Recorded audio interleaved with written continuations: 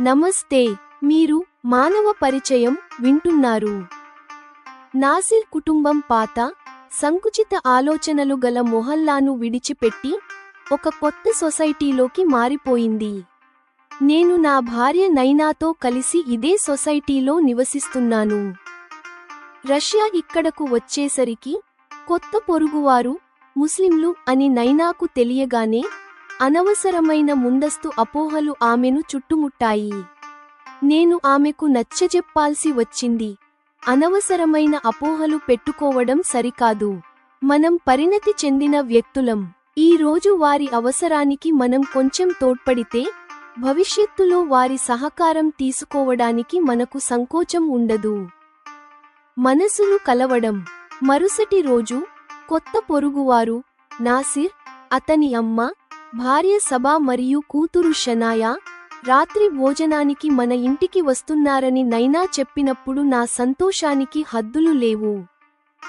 గౌరవానికి పరాకాష్ట.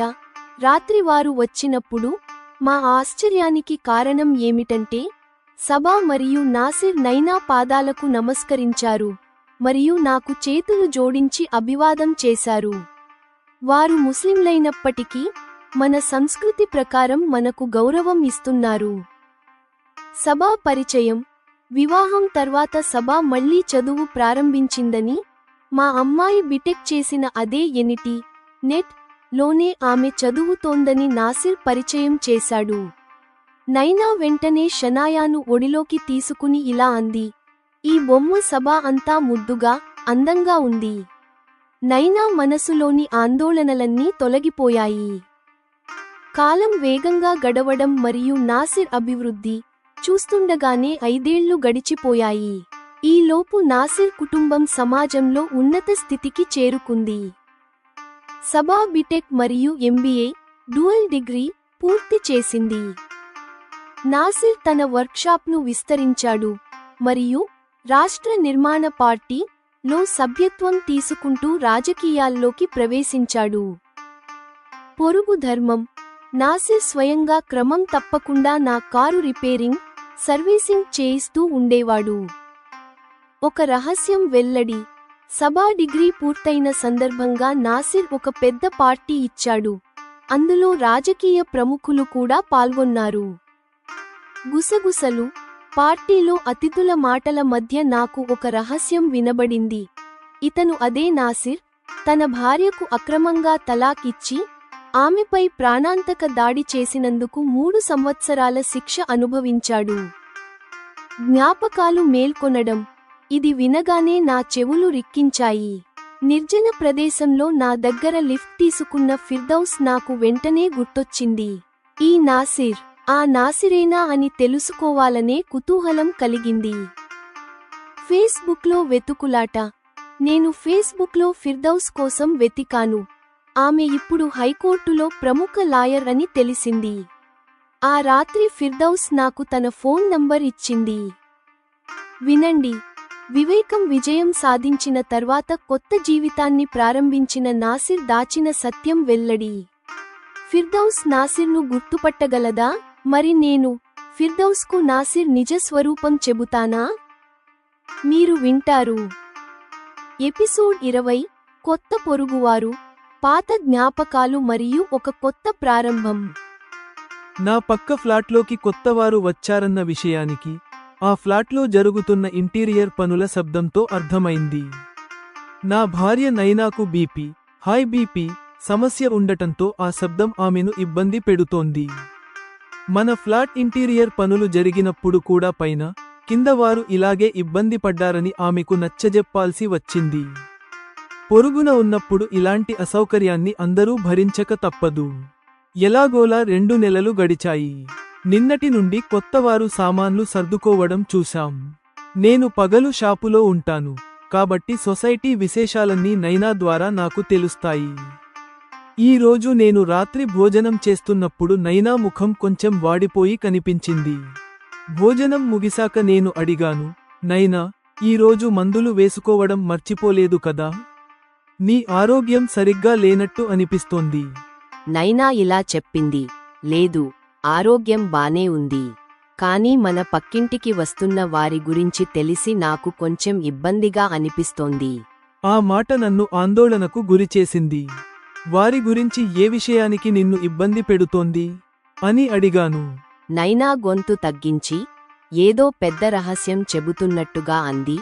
పక్క ఫ్లాట్లోకి వస్తున్న కుటుంబం ముస్లిం కుటుంబం. ఆ మాట వినగానే నాకు లాయర్ ఫిర్దౌస్ గుర్తొచ్చింది. ఆమె మంచితనాన్ని తలచుకుంటూ నేను అన్నాను, ముస్లిం అయినంత మాత్రాన చెడ్డవారని అర్థం కాదు నైనా. వారితో ఏమైనా గొడవ అయిందా? నైనా అంది, లేదు, అలాంటిదేమీ లేదు. పైగా వారు అద్దెకు ఉండటానికి రాలేదు. ఆ ఫ్లాట్ యజమానులే. పొరుగున ముస్లిం కుటుంబం శాశ్వతంగా ఉండటం నాకు కొంచెం ఇబ్బందిగా అనిపిస్తోంది. అప్పుడు నేను అన్నాను, నైనా, ముందే ఒక నిర్ణయానికి రావడం సరికాదు. వారితో ఎప్పుడైనా మాట్లాడావా? నైనా చెప్పింది, లేదు, సెక్యూరిటీ గార్డు చెప్పాడు రేపటి నుండి వారు ఇక్కడికి వస్తారని. సామాన్లు సర్దుకోవడానికి ఈ రోజు రోజంతా తిరుగుతూనే ఉన్నారు. అప్పుడు నేను నైనాతో అన్నాను, రేపు వారు వచ్చినప్పుడు వారు ఇల్లు సర్దుకునే వరకు టిఫిన్, భోజనం మన ఇంట్లోనే చేయమని ఆహ్వానించు. వారు సరే అంటే వంటమనిషితో వంట చేయించు. నైనా అభ్యంతరం చెప్పుతూ అంది, మనం పక్కా శాకాహారులం కదా, మన దగ్గర వారు తింటారా? నైనా మనసు ఇంకా సిద్ధంగా లేదని నాకు అర్థమైంది. నైనా, పొరుగువారితో ఇలా దూరం పాటించడం మంచిది కాదు. మాంసాహారం తినేవారు కూడా శాకాహారం తింటారు. ఒక 2 రోజులు మనం వారికి భోజనం పెడితే వారికి సౌకర్యంగా ఉంటుంది. మన మధ్య మంచి సంబంధం ఏర్పడుతుంది. మనం ఇప్పుడు పెద్దవాళ్లం అవుతున్నాం. ఈ రోజు వారికి సహాయపడితే రేపు వారి సహాయం తీసుకోవడానికి మనకు సంకోచం ఉండదు. నైనా నా ఉద్దేశాన్ని అర్థం చేసుకుంది. సరే, రేపు నేను వారిని కలిసి భోజనానికి పిలుస్తాను అంది. నైనా ఒప్పుకున్నాక నేను టీవీలో న్యూస్ పెట్టుకున్నాను. మరుసటి రోజు మధ్యాహ్నం నేను షాపులో ఉన్నప్పుడు నైనా కాల్ చేసింది. మన కొత్త పొరుగువారిలో నాకంటే 10 ఏళ్లు పెద్ద ఆవిడ, అమ్మ ఉన్నారు. ఆ దంపతులు యువకులు. వారికి 1 ఏడాది వయసున్న పాప షనాయా ఉంది. భార్య పేరు సబా. ఆ అమ్మాయి చాలా బాగుంది. నాకు నచ్చింది. నేను మధ్యలో ఆపి అడిగాను, భోజనం గురించి అడిగావా? నైనా అంది, చెబుతున్నాను కదా, కొంచెం ఓపిక పట్టండి. సబా పెళ్లి తర్వాత మళ్ళీ చదువుకుంటోంది. మన అమ్మాయి బిటెక్ చేసిన అదే ఎన్ఐటీలో ఈమె ఫస్ట్ సెమిస్టర్ చదువుతోంది. ఈ రోజుకి భోజనం తెచ్చుకున్నారు కాని రాత్రికి మన ఇంట్లోనే భోజనం చేయడానికి ఒప్పుకున్నారు. అది వినగానే నా మనసు తేలికపడింది. ఏమైనా కావాలంటే బిగ్ బాస్కెట్లో ఆర్డర్ చెయ్యి అన్నాను. నైనా అంది, ఆ చింత మీకు వద్దు, నేను ముందే అంతా రెడీ చేశాను. నైనా ఫోన్ పెట్టేసింది. నిన్నటి భయాలు ఆమె గొంతులో లేకపోవడం నాకు సంతోషాన్ని ఇచ్చింది. రాత్రి సబా కుటుంబం మా ఇంటికి భోజనానికి వచ్చింది. ముస్లింలైనప్పటికీ సబా మరియు ఆమె భర్త నైనా పాదాలకు నమస్కరించడం మాకు ఆశ్చర్యాన్ని, ఆనందాన్ని ఇచ్చింది. మన సంస్కృతి ప్రకారం వారు మాకు గౌరవం ఇచ్చారు. సబా భర్త పరిచయం చేసుకున్నాడు. సర్, నా పేరు నాసిర్. ఈవిడ మా అమ్మ. ఈమె నా భార్య సబా. సబా చదువు మధ్యలో ఆగిపోయింది. ఈ ఏడాది ఎన్ఐటీలో సీటు వచ్చింది. కాలేజీ దగ్గర ఉంటుందని ఇక్కడ ఫ్లాట్ తీసుకున్నాం. నాకు కార్ సర్వీసింగ్ వర్క్ షాప్ ఉంది. మమ్మల్ని ఆహ్వానించినందుకు కృతజ్ఞతలు. నేను నవ్వుతూ అన్నాను, నాసిర్, పొరుగువారమన్నాక ఇది మా బాధ్యత. మాకు 2 పిల్లలు, 2 ఆస్ట్రేలియాలో సెటిల్ అయ్యారు. ఇక్కడ మేమిద్దరమే ఉంటాం. నాకు ఇక్కడే యాంటిక్ మార్కెట్లో షాపు ఉంది. నైనా ఆ పాప షనాయాను ఒడిలోకి తీసుకుని ముద్దులాడింది. ఈ పాప సబాలాగే ముద్దుగా ఉంది. ఇక నుండి నాకు తోడు దొరికింది అంది సంతోషంగా. నాసిర్ అమ్మ నవ్వుతూ, నైనాగారు, ఈ పాప నాకు ప్రాణం అన్నారు. అందరం కలిసి సంతోషంగా భోజనం చేశాం. వంట చాలా రుచిగా ఉందంటూ నాసిర్ కుటుంబం మెచ్చుకుంది. భోజనం అయ్యాక వారు వెళ్లారు. నాసిర్ కుటుంబం పట్ల నైనాకు ఉన్న అనుమానాలన్నీ పటాపంచలైపోయాయి.